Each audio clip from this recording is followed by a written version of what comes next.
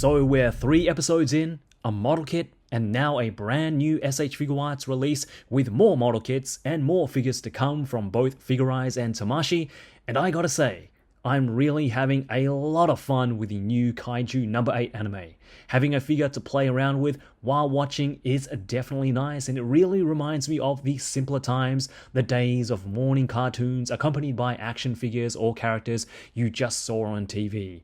Sure, we've had this before with other anime as well, but I miss the JJK train ride, but slowly coming back around to it, so it feels good to be on the train of hype once in a while.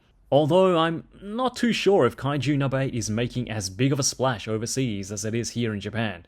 But hey, maybe it'll take a couple of more episodes to get the ball rolling. Anyway, S.H.Figuarts Kaiju No. 8 was released on the 23rd of April, about a week ago here in Japan, but I was away on holiday doing holiday stuff, but here I am, back again to give you guys a semi-comparison review between this guy here and the Figuarts version which I reviewed a little while ago. Go check that out if you haven't already. So, after spending some good old quality time with both of these, I can honestly say, for me personally, there is no clear definitive winner. There are a lot of things I like about the Figuarts, but there are also some things that I like more on the Figuarts. There is a lot more to like on the Figuarts, but the things that I like on the Figuarts are a little bit higher on my list of things that I prioritize when it comes to judging a good or bad figure. So first, let's look at the Figuarts. Okay, so when you pick this guy up for the first time, you're gonna feel that Figuarts import figure quality, nice tight joints, dense plastic, and nice matte coat to finish it off.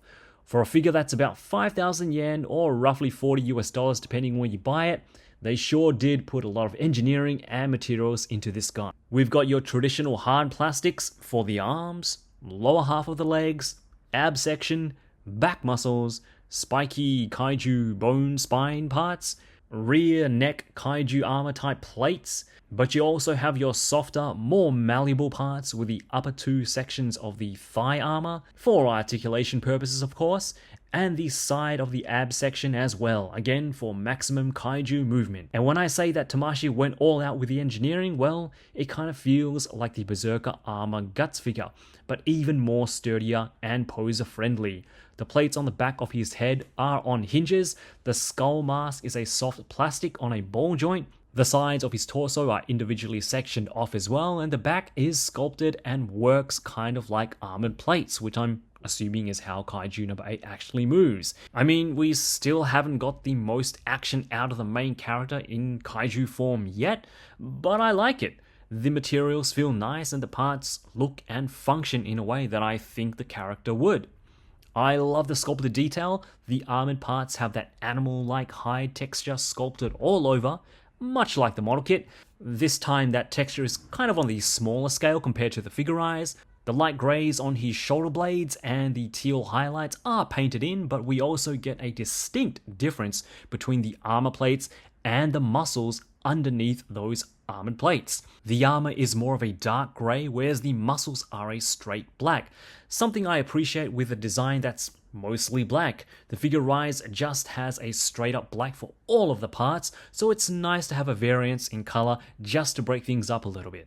The faces are nicely detailed as well. 4 in total. We get all the bumps, indents, lines and crevices sculpted in, and some extra painted details that we didn't get with the Figuarts around the eyes, which are supposed to be there. Yes, I did my homework and Kaiju No. 8 is drawn with quite a bit of detail around the eyes. The other thing that I like is that the teeth are painted a brighter white, like in the anime, to the rest of the skull mask, which is more of a light grey, something that I kind of need to get around to doing with my model kit. Figuarts gets the win with the more facial expressions, especially the comical face, which is a big part of the character in the anime and manga. Okay, so onto the things that I don't like so much, or the things that I think Figuarts did a little bit better. Whilst the Figuarts poses and handles better than the Figuarts, without question, proportion-wise, I think I much prefer the Figuarts. the broader shoulders, the more tapered waist, it just looks more heroic compared to the figure arts. Again, I'm not really sure which is more accurate to the anime, since we haven't seen him in action all too much yet, and I'm not saying the figure arts is bad either, but I think if the figure arts just slim down the waist a little more, give him a slightly bigger head, I think it would have looked a bit more proportionate. Then again, this might be Kaiju number 8's accurate proportions. Speaking of the head, whilst I love all the expressions figure arts comes with, I do think the size and sculpt of the heads look more menacing on the figure eyes. The details are sharper, the horns are bigger, and while I hate the stickers on the model kit, the shouting, screaming face we get is just so much more beast-like with the tongue sticking out and all. I guess the figure eyes is more of your movie star with all of the looks and aesthetics for your photo shoots, and the figure arts is your stunt double that you can pose and play around with more. Alright, so let's take a look at the articulation, and there are quite a few interesting things going on with this figure, and it's mostly in that section here. The arms are pretty standard, they work really well. He's got some great butterfly joints, the legs work pretty well as well. It's, you know, the waist up, kind of in the neck section, and I guess here on the back, that we get, you know, pretty interesting. So, you know, let's bring Kaiju 8 in close and have a look at his head articulation. Alright, so usually I can just do the articulation in one cut, you know, that general wide-angled shot, but because this guy is pretty tall, I have my, you know, arms stretched out all the way here, and it's kind of uncomfortable, and number two, this guy here has quite a bit of, you know, interesting articulation going on with his head and his chest. We're going to go over the chest and the abs section a little bit later, but yeah, you can see there is quite a bit going on here. His head, 1, 2, 3, 4, if you count the faceplate as well, there are 4 sections, outer sections for the head and neck. And these, I guess, plates on the back of his head are on hinges, so when you move Kaiju 8's head down, the plates move accordingly. Move it up, goes up with it. Doesn't have the best range, but it does work. This faceplate here is on a ball joint, which is pretty neat. Let's get that to focus. So the actual face itself does move independently from the neck. So you can get it to, you know, tilt side to side or move up and down if you need it to. With the neck, there are 3 parts to it. You have the base, the middle, and the actual part that, you know, is connected to the body. And all those pieces there move independently as well. There are some limitations, and it's mainly this base neck plate here, because when you move it or move his head side to side, it does move to the side, but side and up, you know, which I guess is unavoidable because this is the design.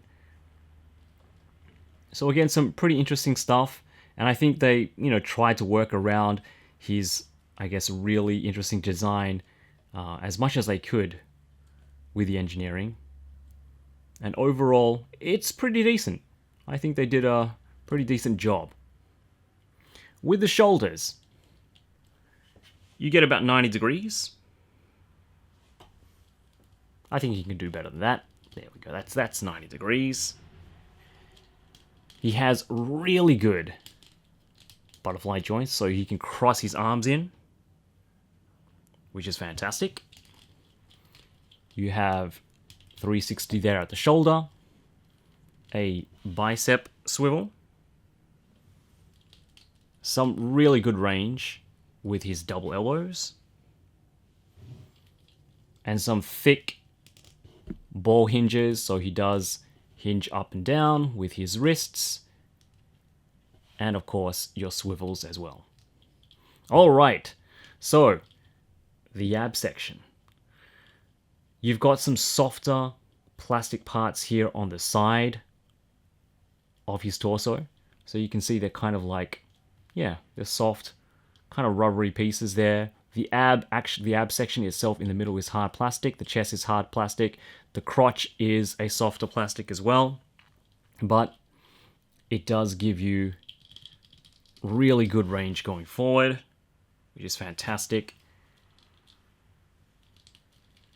He can tilt side to side. You got to be careful because you also have plates there, like individual sections, individual plates there on his back as well. So you got to, align those to get him back in place. It doesn't move back as much as it does moving forward. Just bring those arms out of the way. You do have a decent swivel or twist at the torso. It's pretty good, but it does break up the silhouette if you move it too much. And again, because these pieces on the side here are soft plastic pieces, there shouldn't be any problems, with your crunches or your tilts. So again, all things considered, with this guy having such a unique design, I think they did really well with the engineering. We're going to move on to the legs. For side-to-side splits, he's got a decent spread. Not exactly 180, but I think that's really good. Kicking forward and kicking back, not a problem. It's not completely 180, but you get pretty good range, even with a hard plastic sculpted butt there. These sections here, I guess you could call them like thigh armor plates. They are separate to the actual thigh itself, and they are made from softer rubbery plastic, and that really helps with your leg articulation. Going forward, kicking out, all that kind of stuff. You do have a thigh swivel at the top, but you also have a thigh swivel there at the bottom as well. So, 2 points of thigh swivel, which is great. Kind of reminds me of the Naruto figures, if you're familiar with that. Great double knee articulation. Good range there. There isn't any swivel there at the knee, but you do have swivels at the ankle. The feet do go down. Up is pretty good. Your toe hinge and some fantastic ankle tilt.